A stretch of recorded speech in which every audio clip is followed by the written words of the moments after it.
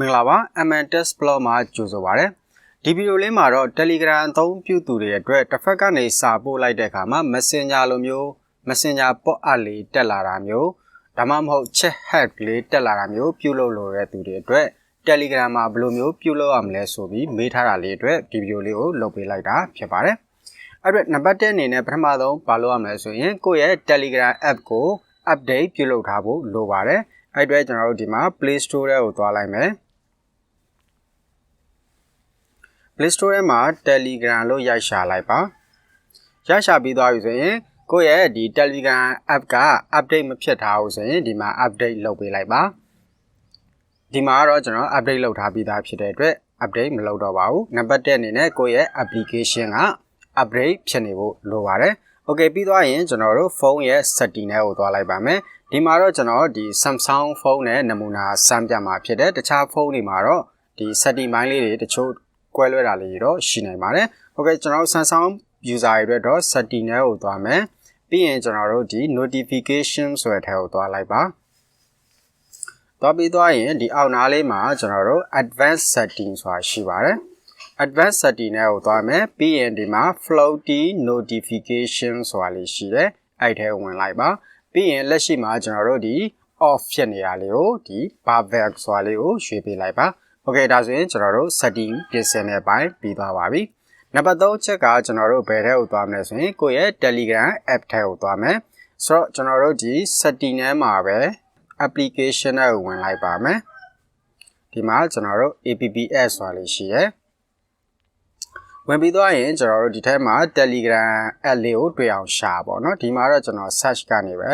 Telegram လို့ရိုက်လိုက်ပါမယ်။ Telegram လေးတွေ့ပြီဆိုရင်သူ့ထဲကိုနှိပ်ပြီးတော့တစ်ချက်ဝင်လိုက်ပါ။ဒါဆိုရင်ကိုယ့်ရဲ့ဒီ app info Telegram ရဲ့ application info တွေကိုရောက်သွားလိမ့်မယ်။အဲ့မှာအပေါ်ဆုံးမှာရှိတဲ့ကျွန်တော်တို့ notification ဆိုတာရှိတဲ့အဲ့ထဲဝင်လိုက်ပါ။ဝင်ပြီးသွားရင်ကျွန်တော်တို့ဒီမှာ show as barbell ဆိုတာလေးရှိပါတယ်။အဲ့ထဲဝင်လိုက်ဝင်ပြီးသွားပြီဆိုရင်ကျွန်တော်တို့ဒီမှာသူကတော့ all ရှိတယ် selected only ရှိတယ်ပေါ့နော်။အဲ့ဒီမှာတော့ကျွန်တော်တို့ဒီကိုရှိ message ပို့လာတဲ့ဘယ်သူမဆိုကျွန်တော်တို့ဒီ barbell chat hack လေးပေါ်လာစေဖို့အတွက်ကျွန်တော်တို့ all ဆိုတာလေးကိုရွှေ့လိုက်ပါမယ်ပြီးရင်ဘက်ပြန်ထွက်လိုက်လို့ရပါပြီအဲ့တော့ဒီမှာဆိုရင်ကျွန်တော်ပြောတဲ့အဆင့်လေးတွေတစ်ဆင့်ချင်းစီလောက်သွားဖို့လိုတယ်အဲ့လိုမဟုတ်ဘဲနဲ့ကျွန်တော်တို့ဒီ application နဲ့လာပြီးတော့ဒီမှာ show app barbell ကိုရှာမယ်ဆိုတော့တွေ့မှာမဟုတ်ဘူးအဲ့နံပါတ်1ချက်ကကျွန်တော်တို့ကိုယ့်ရဲ့ application update ဖြစ်နေဖို့လိုတယ်ပြီးရင်ဖုန်းရဲ့ setting ထဲမှာကျွန်တော်တို့ဒီ notification ကကျွန်တော်တို့ barbell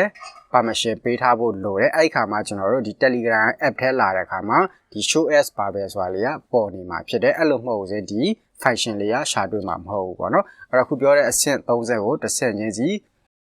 လောက်သွားဖို့လိုတယ် Okay ဒါဆိုရင်ကျွန်တော်တို့အခုဒီမှာ show as barbell မှာဒီ all ဆိုတာလေးရွေးထားလိုက်ပါဒါဆိုလို့ရှိရင်တော့တစ်ဖက်ကနေ